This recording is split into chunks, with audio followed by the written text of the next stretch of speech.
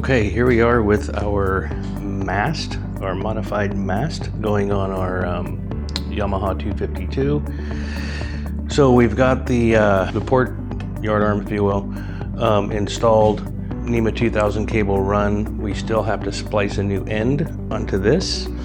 These ends are supplied by Regatta Processing, so it's regattaprocessing.com.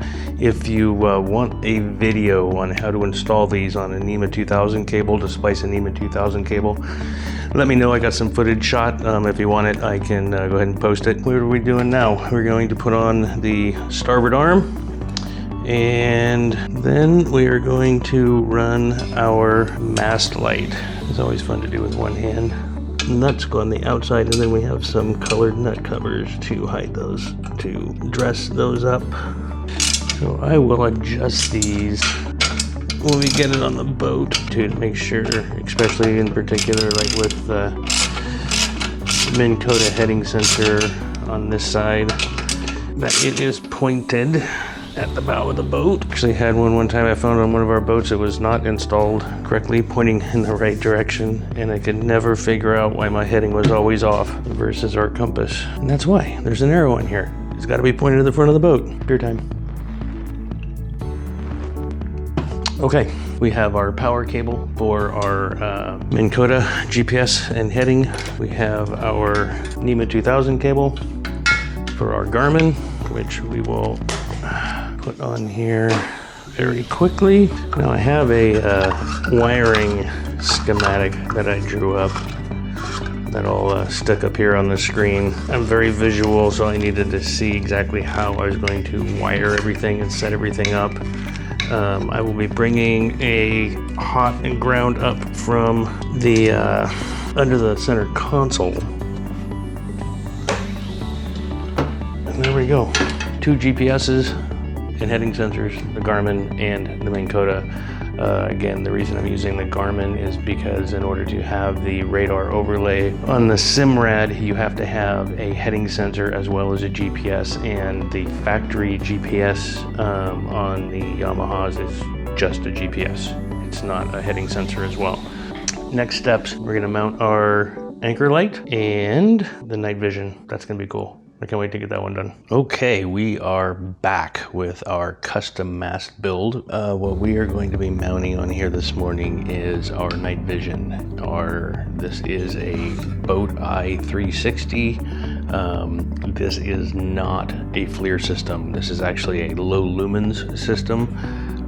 I've used a lot of FLIRs in the past and previous things that I've done, and I don't really care for them. Finding a low lumens system, I think, is hopefully gonna be better. I guess we'll find out. So you'll notice on the mast, this is actually a round mount. This is actually made for a FLIR. FLIR systems are round, so this is actually made for the FLIR just to bolt right on here. This has a flat base system. So what we're gonna have to do is get this mounted on here so it's secure, and then run the cabling for it. There are 2 cables that run for this. There's the power cable, and then there is an HDMI cable. Both cables are way too long for what I need. I may go to a shorter HDMI, but this HDMI is sealed. It's watertight, so I may just end up with a couple of larger rolls of cable in the radio compartment on the boat. Don't really like to do that, but I may not have a choice with these 2. So let's get started. Let's see what we can come up with to get this guy mounted. Now here we have our mount. I want to see if we have any plates that actually line up with this. And actually we do. 2 on the very front. One thing I was not wanting to do was to have to drill new holes and break the seal that the powder coating has. So what we need to make sure is that we have room here. That's going to be tight. We're going to have to slide this all the way forward. This is where the power cable comes out of. So that's going to be a tight squeeze. So we're going to have to slide this all the way forward. The tool that I love are these ratcheting open ends. Whoever invented these needs to be like president of the world. We're not going to do this right now, but once we get this on the boat and get the camera angle adjusted, then what we'll do is we'll Loctite these. If anybody out there has one of these Boat Eye 360s that you're using, drop a comment and give us your thought. Hopefully you don't say you just wasted your money. And there is our Boat i360. Okay, so here we have, for the most part, with the exception of our VHF, which will run that when we actually get this on the boat, 252 custom mast, and when she's on the trailer, it's out of the way. We'll mount it on the boat. But right now, I am running all the cabling for the radar. As you know, I posted out there that we have a new custom dash for installing as well. So here's one of the drawbacks to that new custom dash. I am not able to add any more switching to it. It's the secondary screen that we put in is too big, taking up all the room. So one of the compromises is I need to put another switch up in the top of the center console next to the radio, and running all these cables for the 2 GPS units on the mast. That's a total of 5 cables I'd have to run down the center console up here, which if you've looked inside these center consoles or if you've watched videos of people that have done it before, you know there's not any room. Okay, so one of the cables that we have to run is a NEMA 2000 cable. The second one is the radar cable, and then I'm going to be putting our sub fuse panel, if you will, in the top of the center console where the radio and everything goes.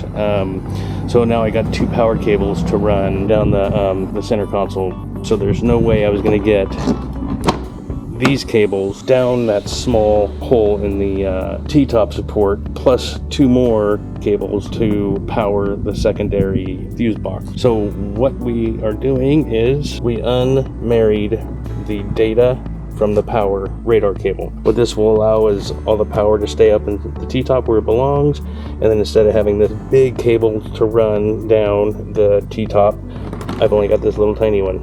For the sake of making everything fit, that's the way we got to do it.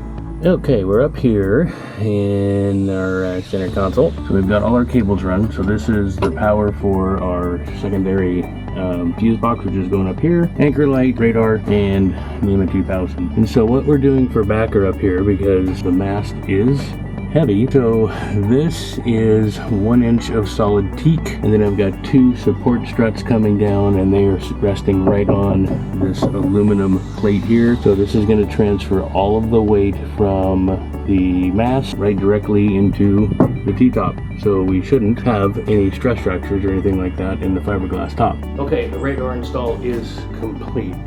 Took a little longer than I wanted. We had an illness in the family, so I had to take some time to take care of that. But she's done, she's installed, and we couldn't film every aspect of it. There's just no room to work to show all the wiring and everything inside the radio box up there. But so you can see from the footage, I think it turned out pretty well. Again, mast folded down, we're at 11.5. Mast folded up, we're 12.5 or something like that, 12, I think.